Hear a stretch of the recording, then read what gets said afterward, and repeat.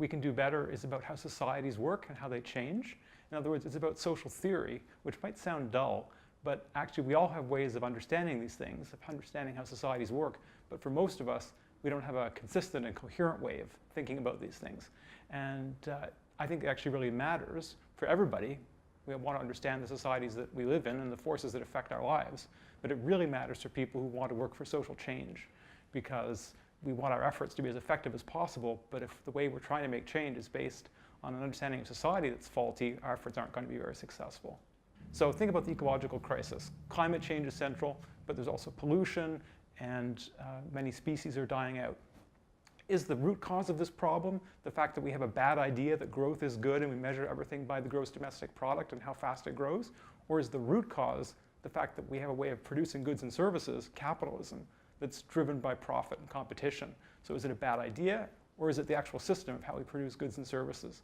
It matters how we understand that. So sexual assault. Are men biologically programmed to assault women, or does sexual assault happen because there's gender inequality, because women are oppressed on the basis of their gender? If it's because of men's biology, there's not much we can do to combat sexual assault. But if it's about gender, then we can actually make a difference. We can actually combat gender oppression. What the book does is it looks at the most popular ways that people have of understanding how societies work, which are also defective, unfortunately. And then it offers an alternative perspective. It's based on bringing together the best ideas of Karl Marx and people who've worked with his ideas, and then also ideas coming out of movements like feminism, queer liberation, and anti-racism. And then it uses this theory to try to tackle questions people have about the world today. Why is life getting harder for people, even in rich countries? Why do we still have sexism? Why do we still have racism? Questions like that. Societies are ways of organizing people's relationships to each other. Certainly gender and sexuality are central, and class is as well. And then more recently in human history, race developed.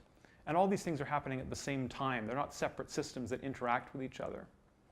And then reconstructed historical materialism points our attention to the fact that every society has to have a way of having babies, raising them, taking care of young people, and taking care of people so they can continue to work, and of producing goods and services that people need in order to meet their needs. And those are the core activities of human societies, and the way they're organized has more of an impact on how societies are structured and how they change than other activities, for example, like religion. There have been many, many human societies, but there are only a small number of basic ways of organizing how societies are structured.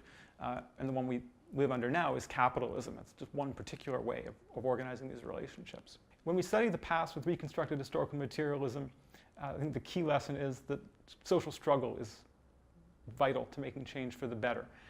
And as the black abolitionist Frederick Douglass said, if there's no struggle, there is no progress. Something else that I think we can take from looking at history is that capitalism is not necessarily the end of history. It's possible that we could actually break with capitalism and begin to make a transition towards a different way of organizing society, a self-governing society where people organize to produce goods and services not for profit, but to meet people's needs. And this is done in a way that has a sustainable relationship to the rest of nature. I'm not predicting that this is going to happen. I'm not saying it's going to be easy, but I'm saying it's possible and also necessary. And making that kind of change would also open the door to liberation from gender oppression, from racism, from heterosexism. Would make change in those areas much easier.